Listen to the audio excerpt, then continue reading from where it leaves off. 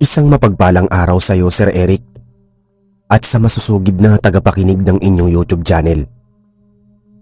Palagi ko pong inaabangan ng mga bagong kwento ng kababalaghan sa inyong channel. At talagang nakakapagbigay inspirasyon at nakakamangha ang mga kwento tungkol sa mga aswang na nakakaengkwentro ng mga sender sa iba't ibang bayan. Kaya naman, nagbakasakali po akong magpadala sa inyo ng aking sariling kwento. Itago nyo na lang po ako sa pangalang Giselle, at ako po ay isinilang sa bayan ng Kamara. Bunso sa 4 na magkakapatid. Ang aking kuya ay isang ganap na cook sa barko.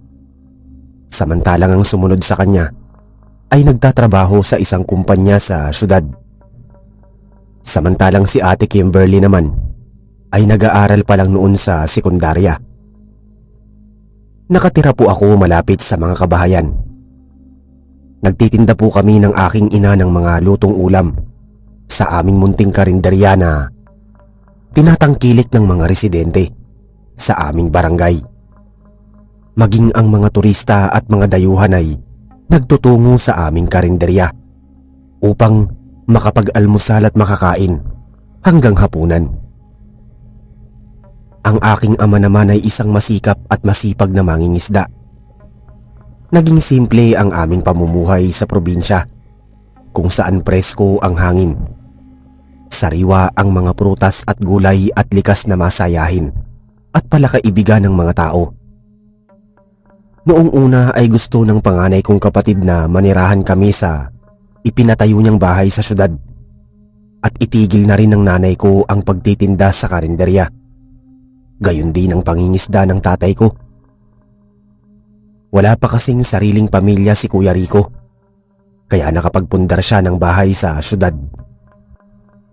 Malaki ang sinasahod niya, kaya nakakapagpadala siya ng pera sa amin. Kaya lang ay ayaw ni Nanay Claribel na iwanan ng karinderya dahil napamahal na sa kanya ang mga suki, gayon din ang pagluluto. Kaya naman pinagpatuloy pa rin niya ang pagtitinda sa karinderya. Noong mga panahong yon ay walang kakumpetensya si Nanay Claribel at nag-iisa lamang ang karinderya namin. Kaya lahat ng mga residente ay doon kumakain.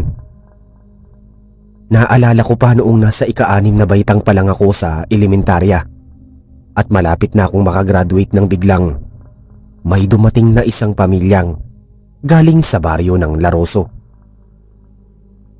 Nangupahan sila sa isang bahay na may isang kanto ang layo sa aming karinderya.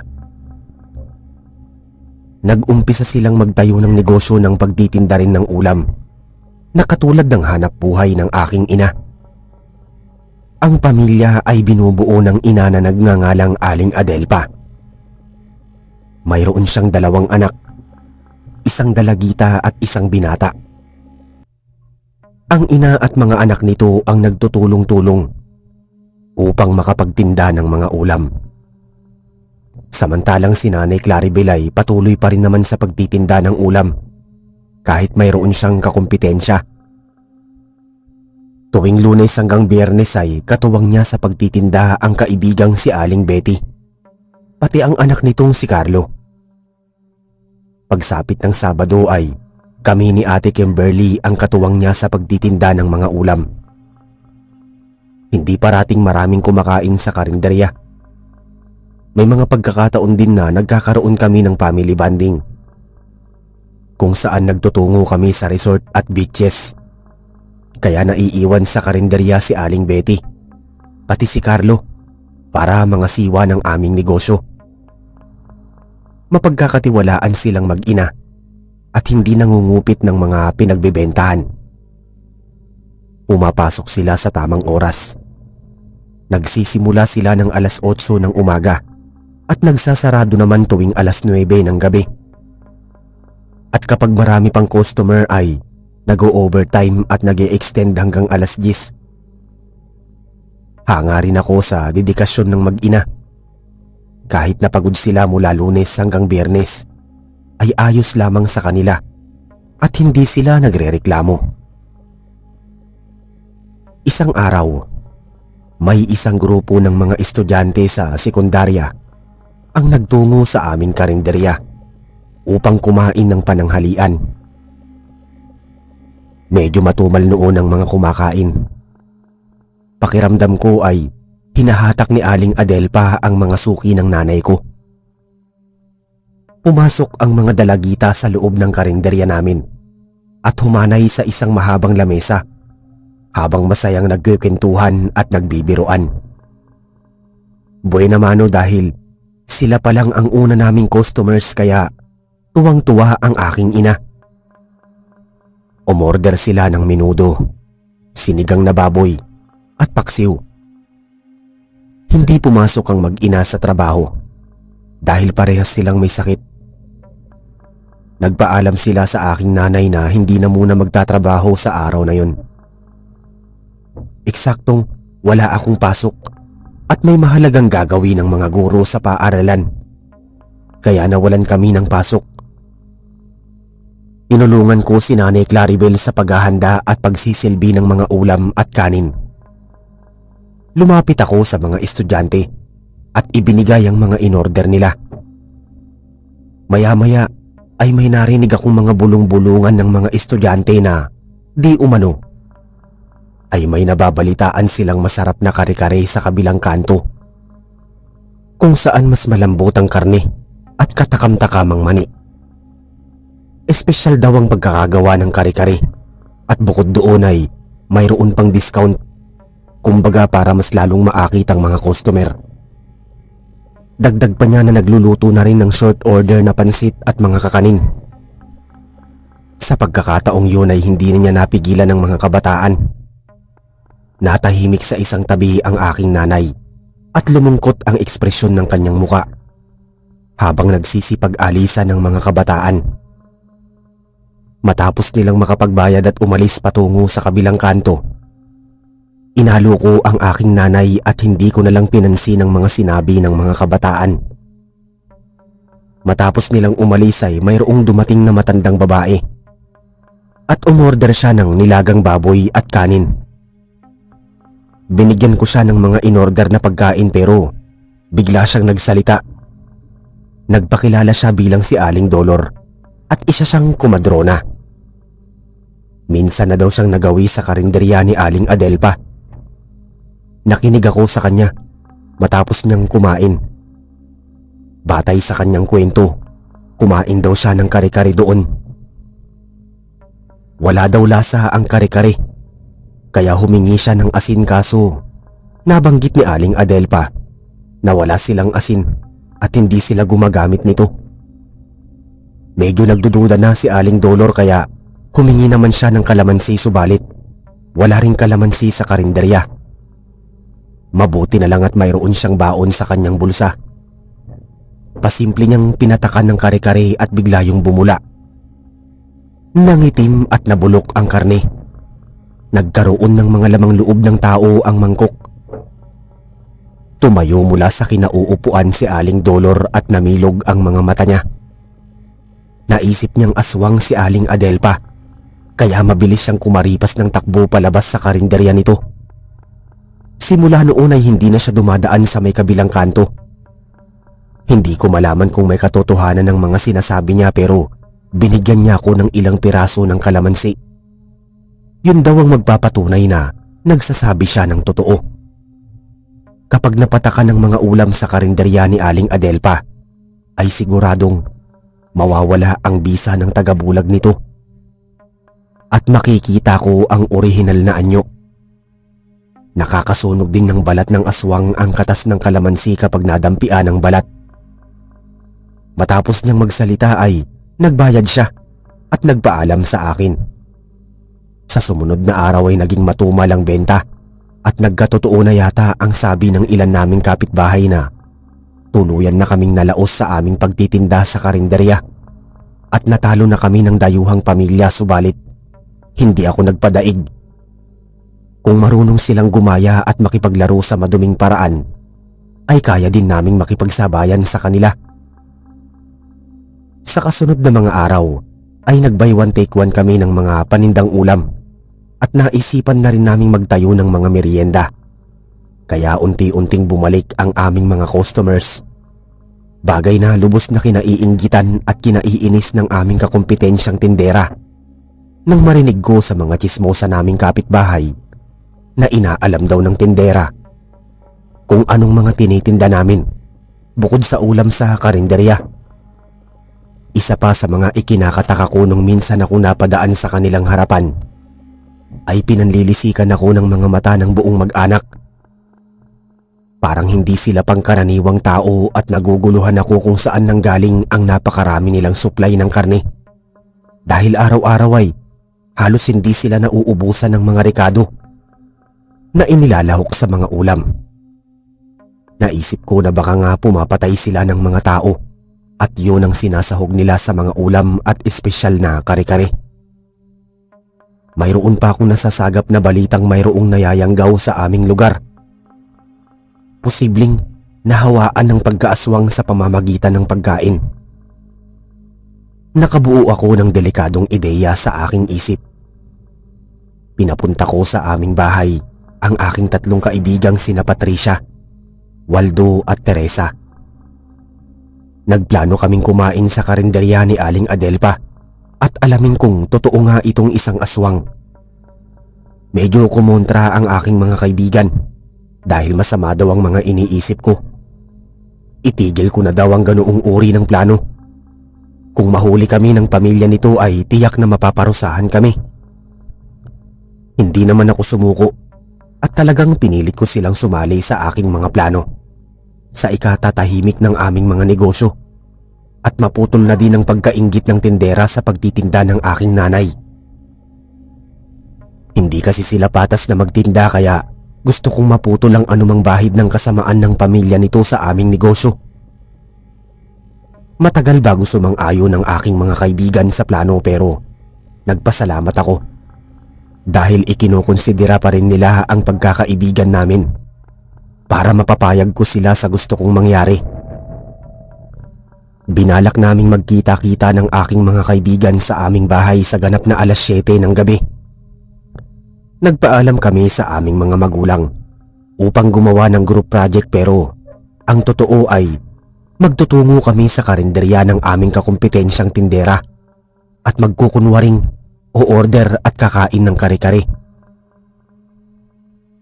Gabi ng Biyernes, nagkita-kita nga kami ng aking mga kaibigan sa aming karinderya at magalang akong nagpaalam sa aking nanay. Medyo nakalusot naman ako sa unang plano at agad niya akong pinayagan na wala namang kadududa sa aming mga kinikilos. Buong tiwala niya akong pinayuhan bago kami tuluyang umalis ng bahay. Binaon ko ang ilang piraso ng kalamansi. Nang bandang nasa kalsada na kami, ay hindi maiwasan na mag-cruise ang aking mga kaibigan at talagang kinakabahan kami sa aming gagawin.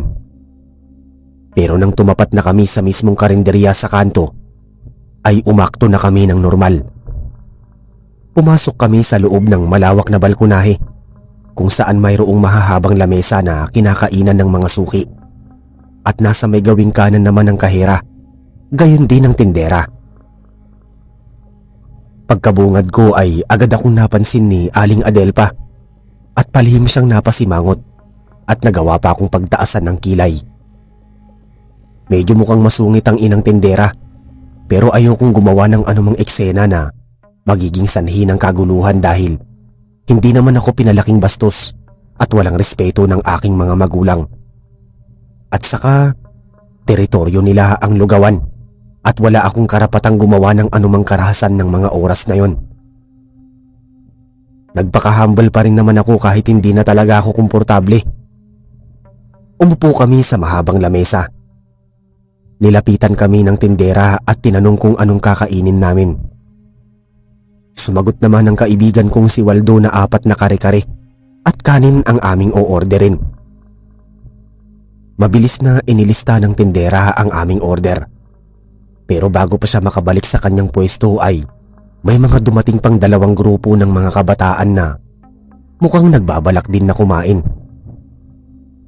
Medyo nalungkot naman ako dahil napansin ko na talagang kahit sa gabi ay marami pa rin ang dumadayo sa karinderya. Kumpara sa aming karinderya na halos wala ng ibang customer na pumapasok at tumatangkilik. Hindi pa man lang nakakapagluto ang tindera ay bigla na lang akong nakaramdam ng pag-ihi.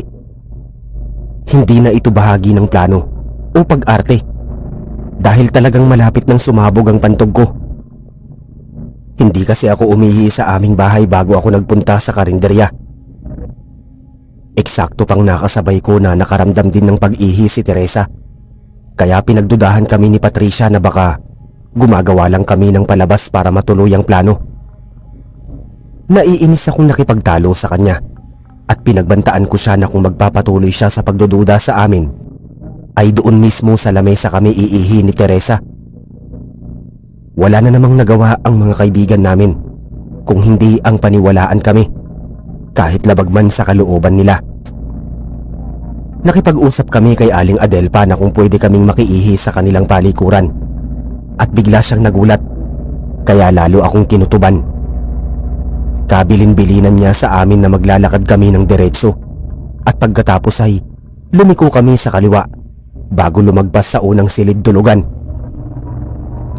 Wag na wag daw kaming magagawi sa ikalawang kwarto at yun daw ay silid tulugan ng kanyang mga anak.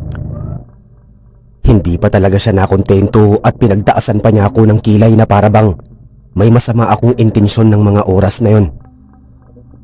Pinukulan ko siya ng mga ngiti at sinikap kong pakalmahin ang aking sarili kahit kanina pa ako nang gigigil sa magaspang niyang pag-uugali. Halatang naiinis sa akin. Makalipas ang ilang sandali at pumasok na kami ni Teresa sa loob ng bahay. Maayos naman ang bahay. Marami rin nakasangkapan sa sala. Lumakad kami hanggang sa malagpasan namin ang unang silid. Ngunit nang magtutungo na sana kami sa gawing kanan, ay napansin ko na nakaawang ang pinto sa ikalawang silid.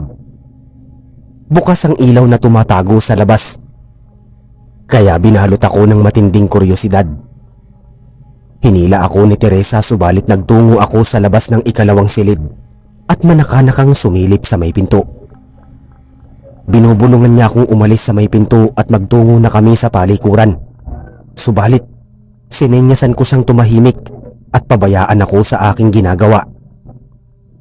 Matagal kaming nagtatalo sa mahinang boses pero katapos-tapusan ay sumuko na rin siya at sinamahan niya ako sa pagsilip sa maliit na awang ng pinto. Sa loob ng siwang ay napansin namin ang liwanag ng bumbilya at tila hindi naman silid tulugan ng ikalawang kwarto. Napakarami naming nakikitang mga higaan at mga kagamitan para sa paghihiwa, pagtatadtad ng mga karne at lamang loob na nagpatunay na mas nagmukha yung lugar kung saan may mga inuoperahang tao.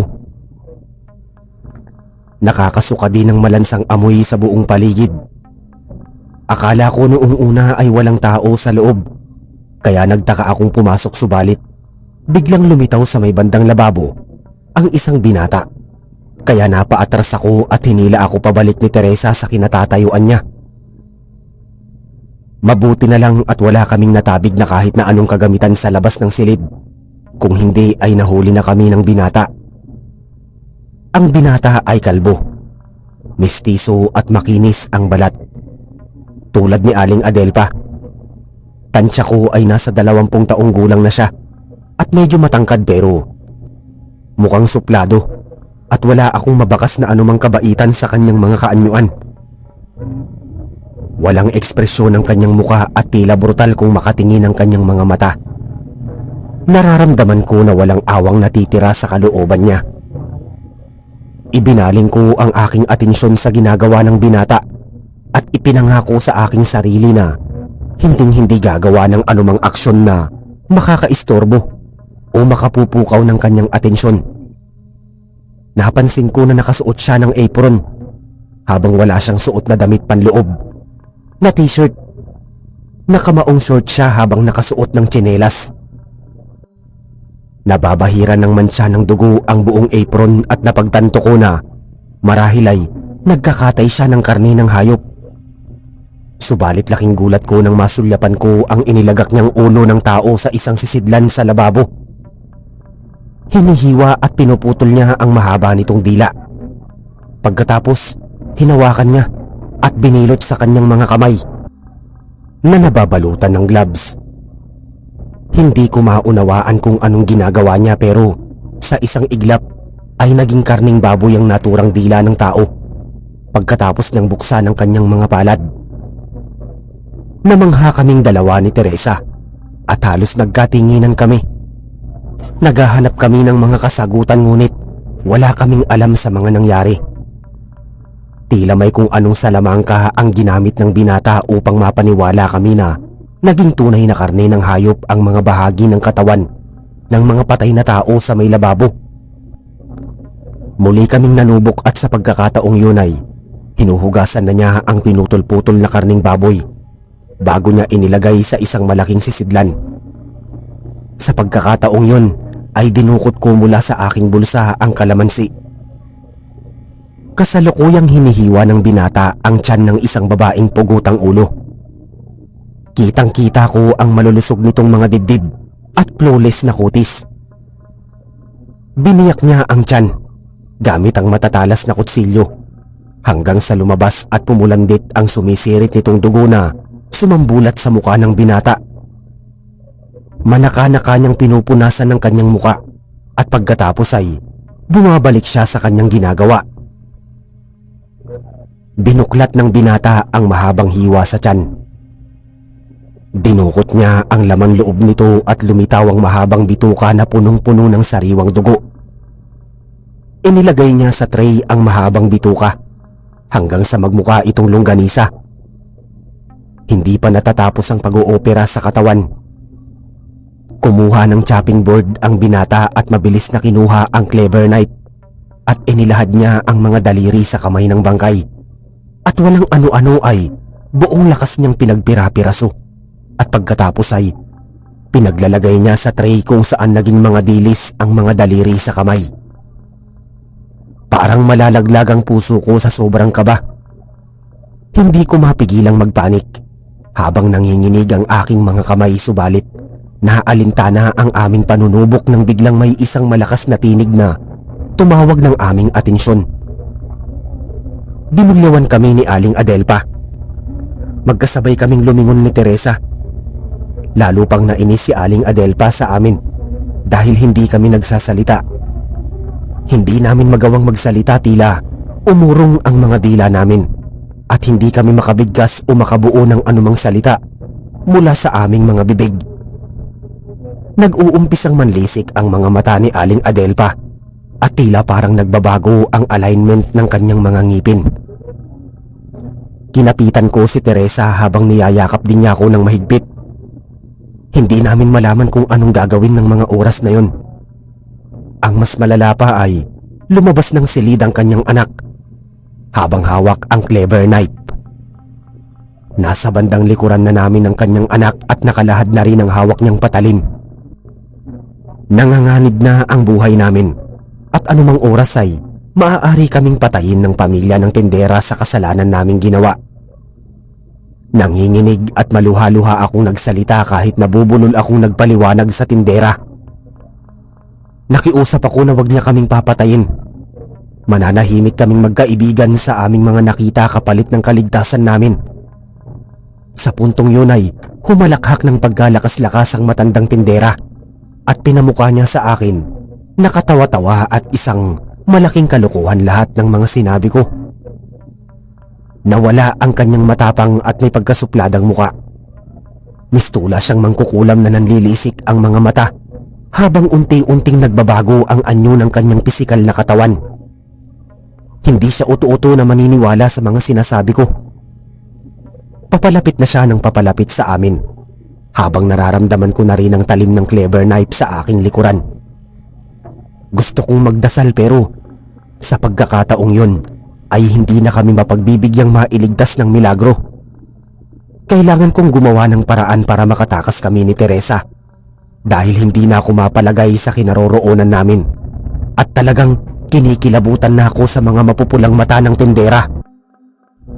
Hindi na tao ang nakikita ko sa kanyang pisikal na kaanyuan at masahol pa siya sa isang halimaw. Piniga ko ang isang piraso ng kalamansi at napuno ng katas ang mga daliri ko. Sakto akong humarap sa binata at iwinisik ko ang mga daliri ko. Dumampi sa mga pisngi ng binata ang katas at bahagyang umusok ang kanyang pisngi. Sumigaw siya sa sobrang sakit. Kamuntik pa niyang mabitawan ng kutsilyo. Luminga-linga ako sa paligid hanggang sa mapansin ko ang isang malaking basket na punong-puno ng hanger. Hindi na ako nagdalawang isip dahil talagang mapapahamak kami kung wala akong gagawin.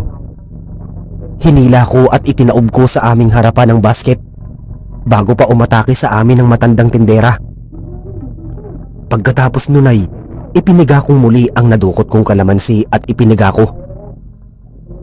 Tinamaan sa kaliwang mata si Aling Adelpa at umangil siya ng pagkalakas-lakas habang umuusok ang mga mata. Totoo nga palang nakakasunog ng balat at katawan ng aswang ang katas ng kalamansi. Nagsasabi nga pala ng katotohanan si Aling Dolor.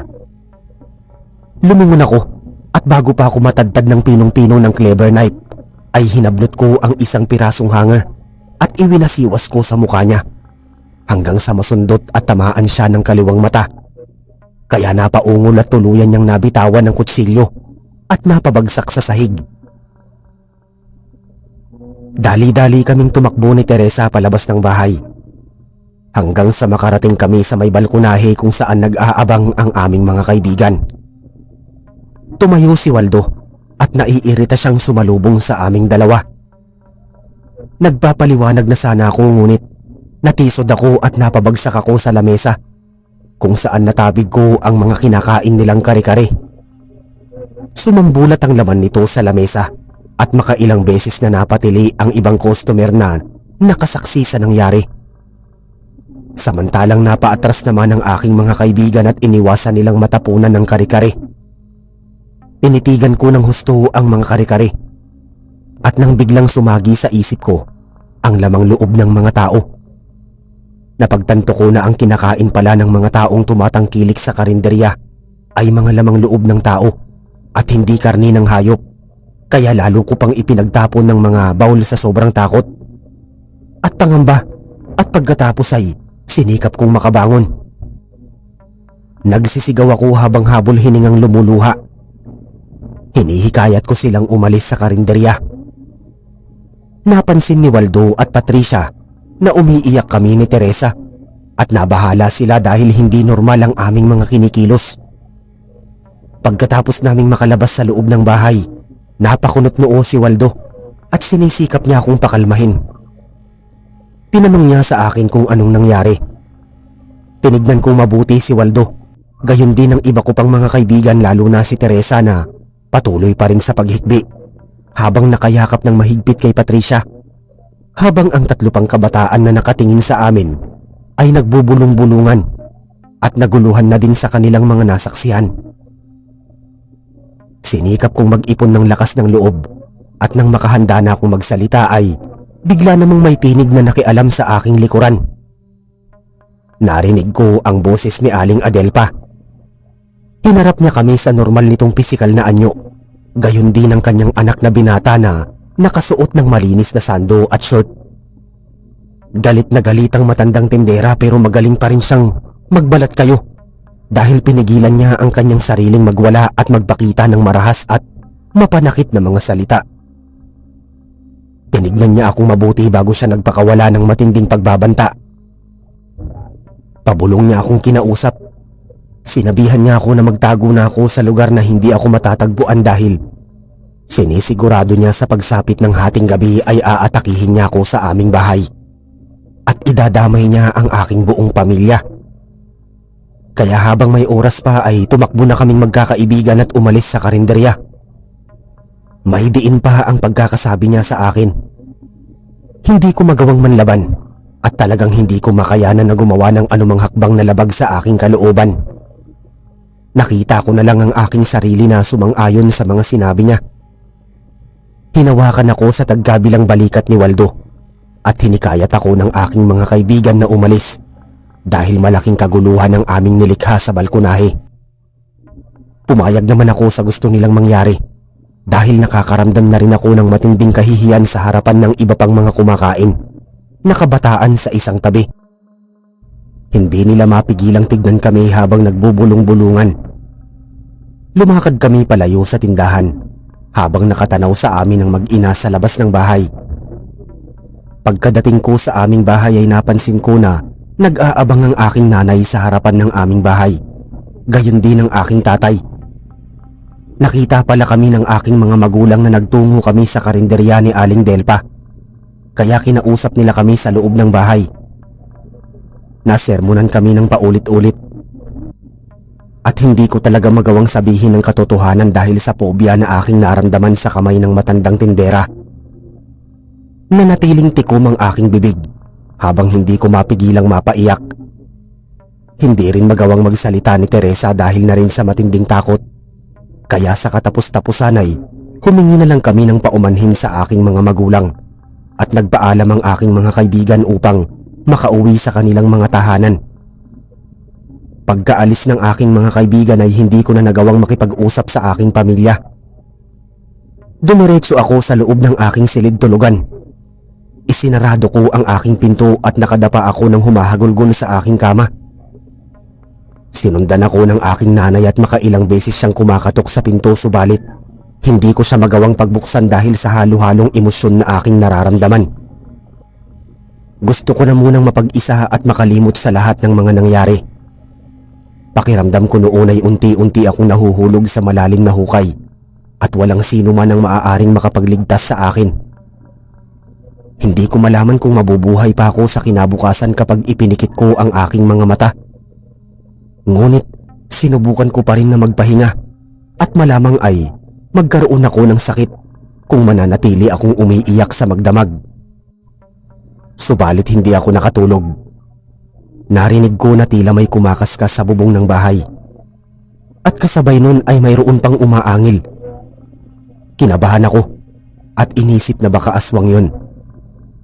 Lumabas ako ng silid tulugan at nakita ko sa sala ang nanay at kapatid ko na nakatingala at takot na takot.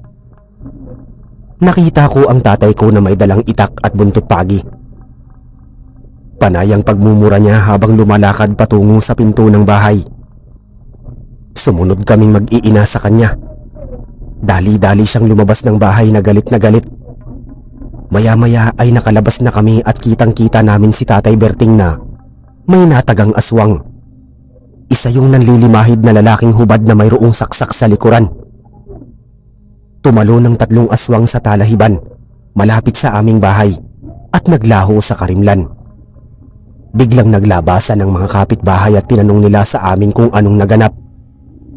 Si Tatay Berting ang nagpaliwanag sa kanila. Nagimbal ang mga residente noong malamang may mga aswang pala talagang naninirahan sa aming bayan. Sinigurado ni Tatay Berting na napuruhan niya sa likuran ng aswang at tiyak na mahihirapan itong lumabas ng lungga sa kasunod na araw dahil sa pinsala nitong natamo. Hindi nagtagal ay pumasok na kaming mag-anak sa loob ng bahay. Pagkabalik ko sa silid tulugan ay hindi ako kaagad nakatulog dahil sa matinding gulat sa mga naging kaganapan. Hindi ko na namalayan ang oras. Nagising na lang ako ng bandang katanghalian. Medyo hindi pa rin ako kaagad nakarecover sa nangyari pero kahit paano ay nakakausap ko ng maayos ang aking ina. Pero wala pa rin akong tapang ng kalooban na sabihin sa kanya kung anong nakita ko sa loob ng bahay ng matandang tindera.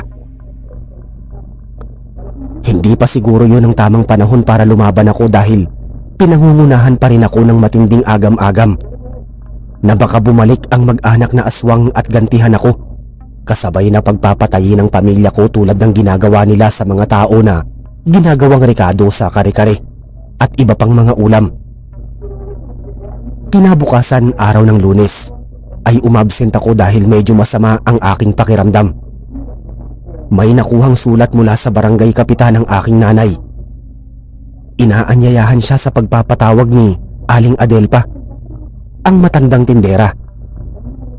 Nakiusap siya sa barangay kapitan na kung maaari silang magharap ng aking nanay, kasama ako, gayon din si Teresa, ukol sa kanyang inirereklamong pag-iiskandalo at paninirang puri ko sa harap ng mga customer sa loob ng kanyang lugawan at pansitan.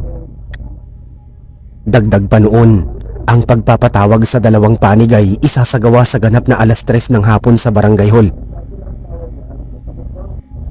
Bukod pa pala sa kasong isinampa ni Aling Adelpa, mayroon na din palang ibang taong nagrereklamo sa kanya sa barangay at pinagdidiinan siyang isang aswang na nangyayanggaw sa mga residente. Matapos na mabasa ng aking nanay ang sulat, kinausap niya ako at inalo, pero sa pagkakataong yun ay tila nagising ang diwa ko. Naisip ko ang aking kasalanan at hindi magaganap ang ganoong uri ng problema kung hindi ako nagpilit na bumuo ng plano at hindi nang himasok sa loob ng bahay at nagkalat ng paninira. Ayokong madamay ang aking nanay, kaya kailangang maprotektahan ko siya sa anumang mangyayari sa paghaharap namin ng matandang tindera. Pinalakas ko ang aking kalooban sa pamamagitan ng pagdarasal sa aming maliit na altar sa sala. Pinaghandaan naming mag-ina ang mga dapat gawin bago sumapit ang 3:00. Ibinilin na muna ng aking nanay ang tindahan sa kanyang assistant at binili na ng maraming paalala. Pagkatapos ay magkasama kaming nagtungo sa barangay hall na may 5 kilometro ang layo sa aming bahay. Medyo mainit noon, kaya nagdala ng payong ang aking nanay. Nakasalubong namin sa daan si Teresa na nakasuot ng uniforme.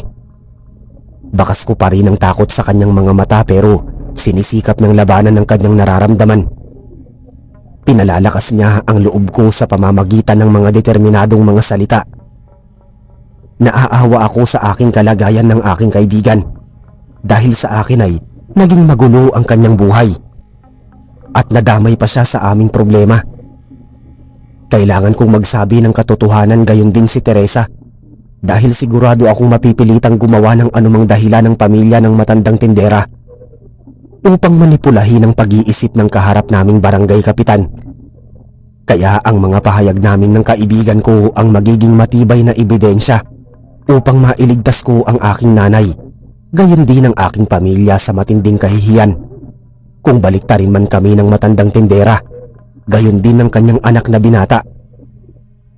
Dumating kami sa takdang oras na sinasaad sa sulat at laking gulat namin nang makita sa loob ng barangay hall ang barangay kapitan, gayon din ang matandang tindera, kasama ang anak nitong binata, pati na rin ang 2 pa nitong mga anak. Nagawa pang mangalap ng mga kaanib ni Aling Adelpa, pero hindi niya kayang sindakin kaming mag-ina, pati si Teresa, dahil lamang sa marami siyang kasamahan.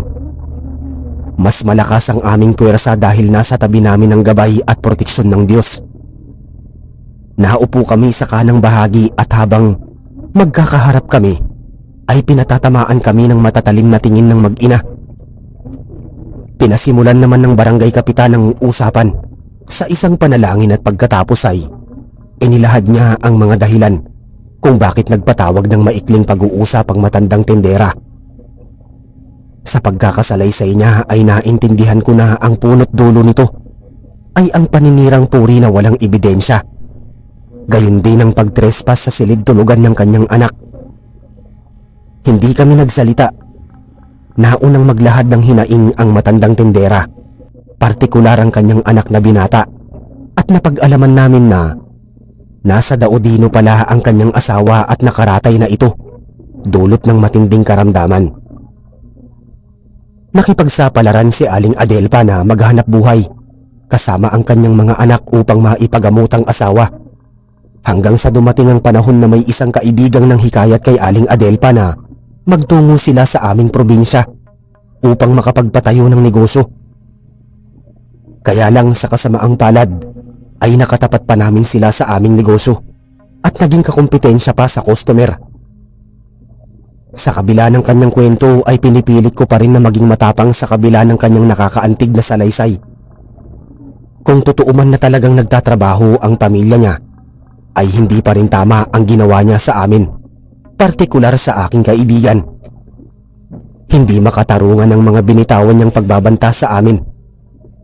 Hindi makatao at hindi yun banta ng isang matinong tao, kaya talagang aakalain ko na mamamatay tao ang buong pamilya nila at maaaring ang mga kinakatay nilang tao ay mga inosente at walang kaalam-alam sa kanilang ginagawang karumal-dumal na krimen.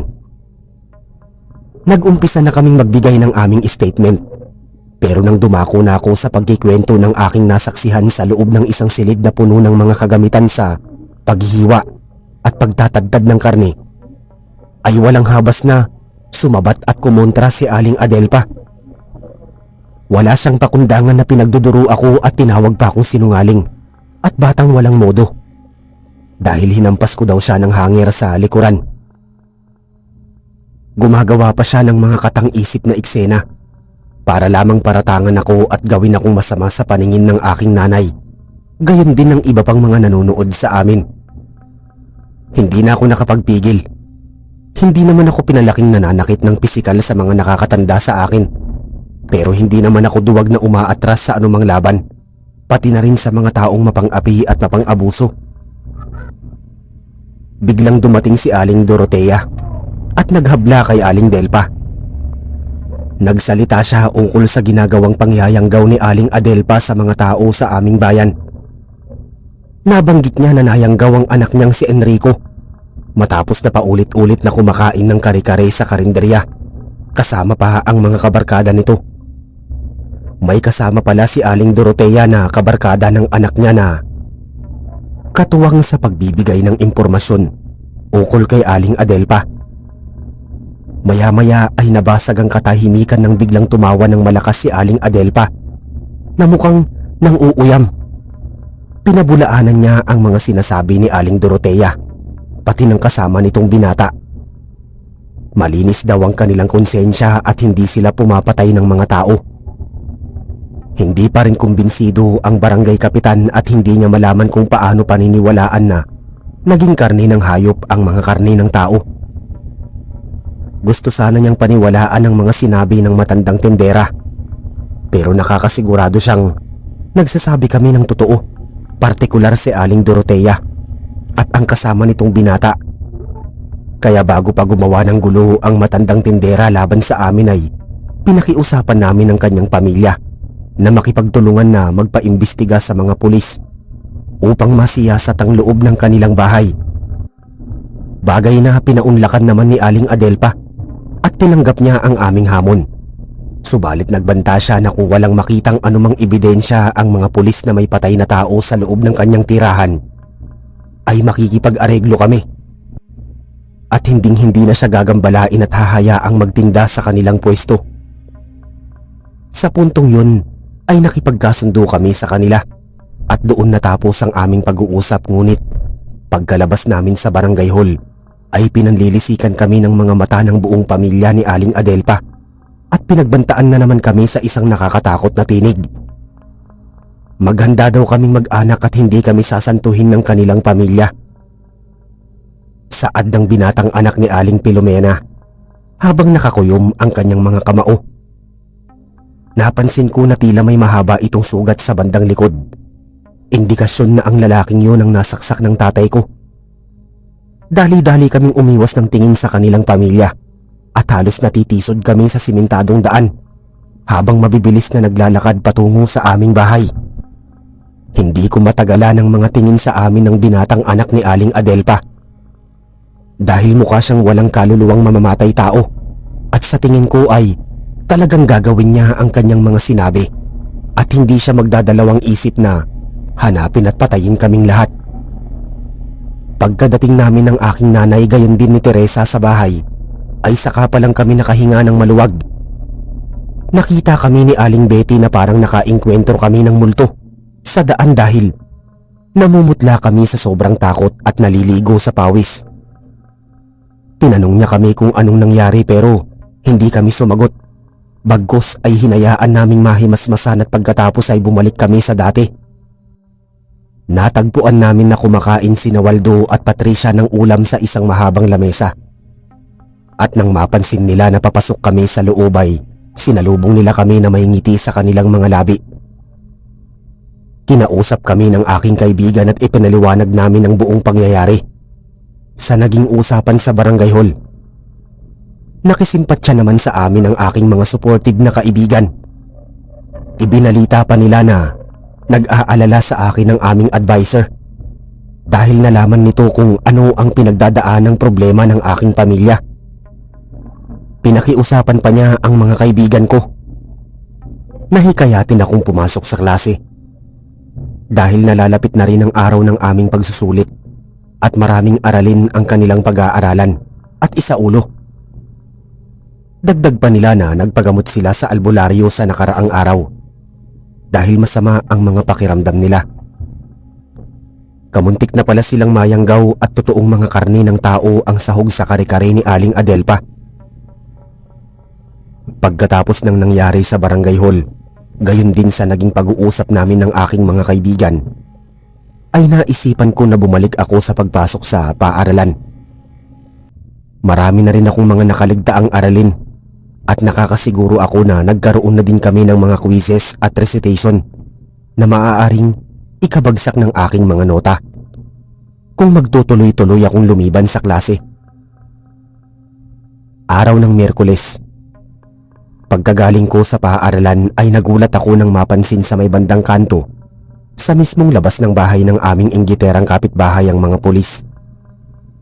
Maraming mga tao ang nasa paligid at nagchichismisan, kaya tinanong ko kay Ate Betty, gayon din sa aking nanay, kung anong nangyayari sa bahay ni Aling Adelpa.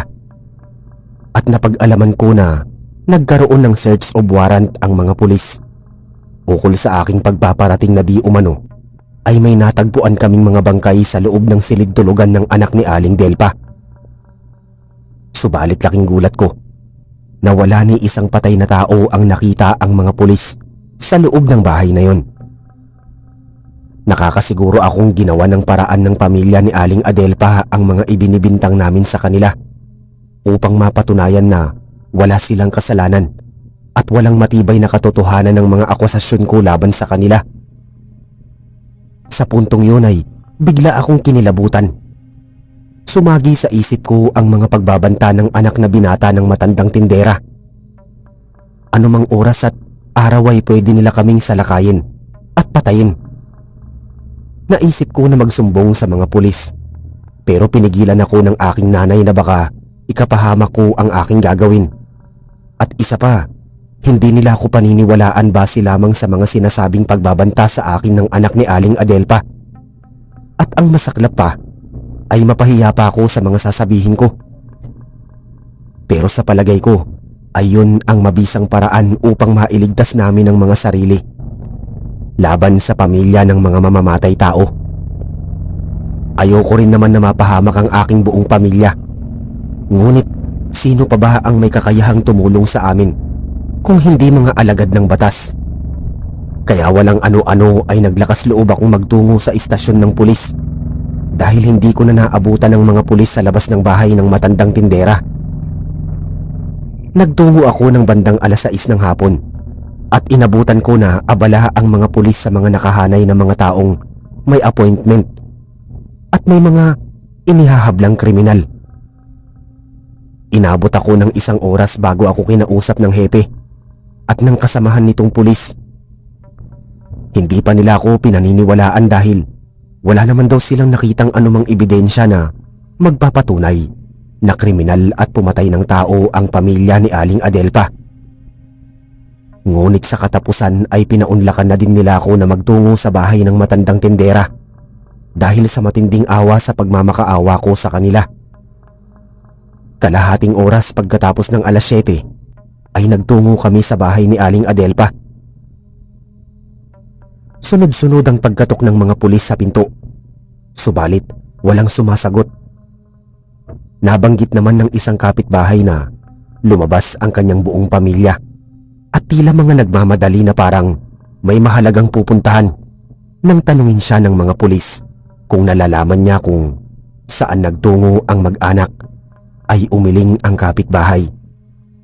Ay hindi niya alam kung saan papunta ang buong pamilya.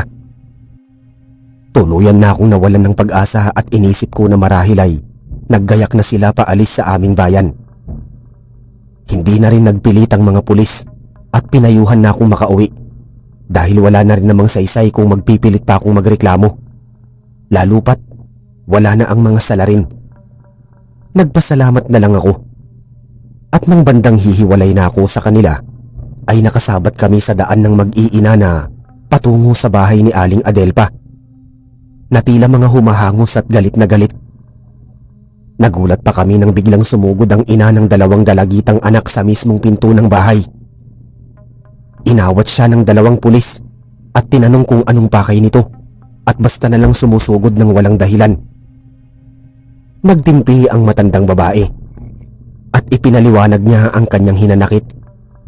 Napag-alaman namin na pagkatapos ng ilang araw ng kumain ng kare-kare ng kanyang mga anak sa karinderya ni Aling Adelpa, ay mga nayanggaw kahit ang hipag nito.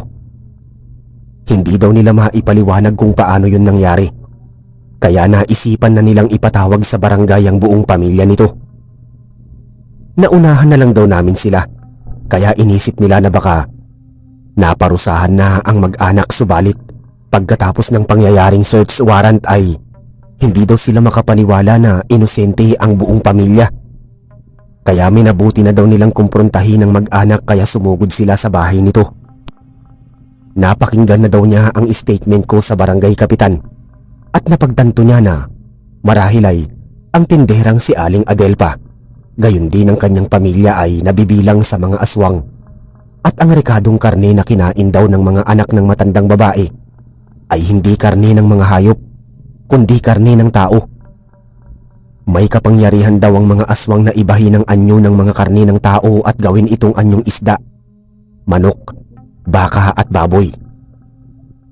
Naiirita ang mas matandang pulis at inisip niya na mga kalokohan ng mga pinagsasasabi ng binatang pulis.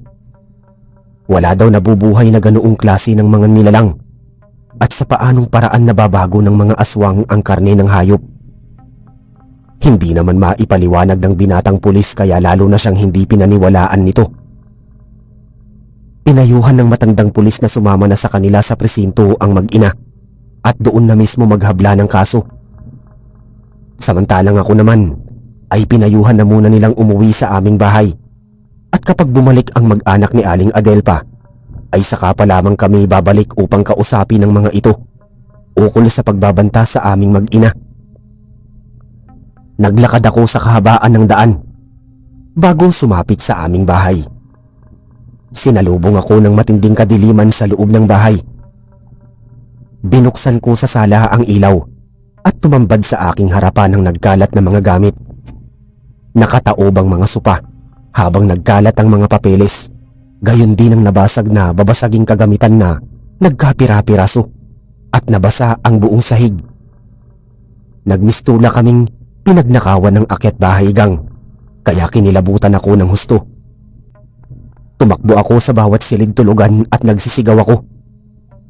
Tinawag ko ang pangalan ng aking nanay at tatay, gayon din ni Aling Betty at ng aking isa pang kapatid, subalit walang sumasagot, hanggang sa makarinig ako ng ipit na boses na nanggagaling sa may kusina. Lalong lumakas ang kabog ng dibdib ko at inisip na baka may masamang nangyari sa kanilang lahat. Hinawi ko ang makapal na kortina at bumungad sa aking harapan ng aking nanay. Si Aling Betty, gayon din ang aking kapatid na nakatali sa isang sulok. Dali-dali ko silang tinanggalan ng busal, pati na rin ang pagkakatali ng kanilang mga kamay. Pero umiling-iling ang aking nanay. Hindi na daw ako dapat magtungo doon dahil mapanganib at may malaking patibong. Hindi ko siya lubos na maunawaan hanggang sa may humampas sa likod ko. Napabagsak ako sa sahig at hindi ako kaagad nakabangon. Paglingon ko ay nasa harapan ko ang mag-iina.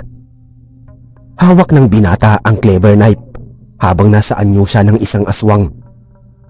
Mabangis ang mukha na animoy halimaw na kumakain ng tao. Si Aling Adelpa naman ay nagtataglay ng mahabang buhok habang nanunulis ang kanyang mga naninilaw na mga ngipin, at nagmukha siyang matandang hukluban na nangungulubot ang buong kaanyuan. Kasama pa nila ang isa pang anak na tumatangis habang nakalagak ang matutulis nilang mga kuko. Unti-unti silang lumalapit sa amin nang biglang may nagpaputok ng baril na umalingaw-ngaw sa buong sala. Nagulat sila at naalarma, pero mabilis silang lumingon sa amin at inatake ako ng binatang anak gamit ang clever knife, habang sumugod naman ang mga anak ni Aling Adelpa patungo sa sala. Ngunit laking gulat ko nang biglang may humampas sa kanila ng malaking sagwan at lumitaw ang aking ama. Sinugod siya ni Aling Adelpa at akmang kakalmutin, habang ako naman ay manakanakang tumatakbo at umiiwas sa mga atake at pagtaga ng lalaki.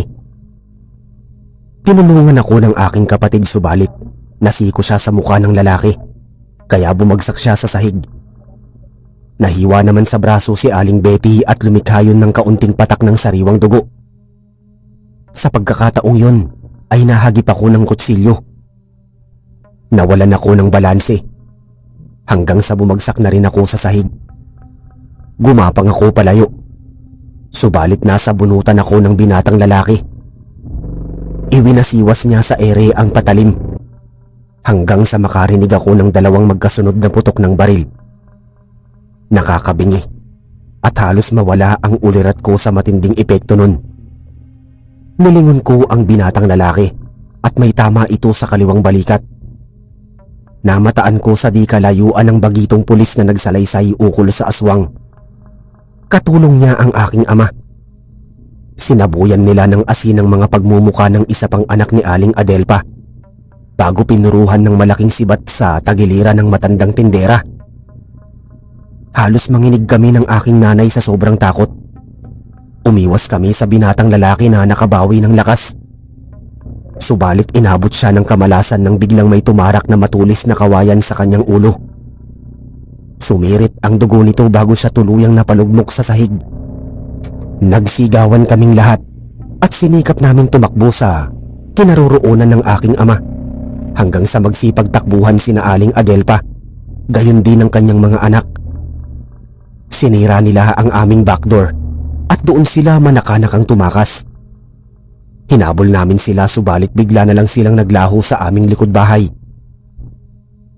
Makalipas ang ilang sandali ay may naulinigan kaming mga sasakyan ng pulis na huminto sa labas ng aming bahay.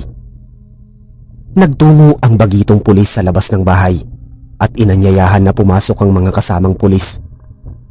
Pinasok nila ang aming bahay at natagpuan ang binatang lalaking anak ni Aling Adelpa na nakahandusay sa sahig at may nakatarak na kawayan sa ulo nito. Ipinaliwanag namin ang buong pangyayari hanggang sa may dumating na ambulansya at ipinasok sa loob ng aming bahay ang isang malaking stretcher kung saan inilagak ang bangkay ng binatang lalaki at tinakluban ng maputing tela. Inanyayahan kami sa presinto ng mga kapulisan upang mahingian kami ng statement sa naturang insidente. Inabot kami ng madaling araw bago kami nakabalik sa aming bahay. Kinabukasan, nabalitaan na lang namin sa aming mga kapitbahay na wala na ang buong pamilya ni Aling Adelpa at walang makapagsabi kung saan sila nagtungo noong gabi na sinalakay nila kami sa aming bahay. Nahati ang opinyon at kuro-kuro ng aming mga kapitbahay ukol sa pagiging aswang ng buong pamilya ng matandang tindera. Nanumbalik ang kapayapaan sa aming bayan. Wala nang nagtangkang kumalaban at makipagkumpetensya sa aking nanay, simula nang maganap ang kahindik-hindik na karanasan ng aking pamilya. Kahit paano ay nakatamasa ng hustisya ang mga residente na nangabungi dahil sa kamatayan ng binatang anak ni Aling Adelpa. Sa kasalukuyan ay isa na akong empleyado sa munisipyo sa aming munting bayan at tahimik na kapiling ang aking asawa at mga anak. Kalapit bahay ko naman ang aking mga magulang, gayon din ang aking kapatid na may sarili na ring pamilya. Sama-sama pa rin kaming nagtutulong-tulungan sa abot ng aming makakaya. Dito po nagtatapos ang kwento at sana ay marami kayong aral na natutunan. Maraming salamat po sa inyong pakikinig.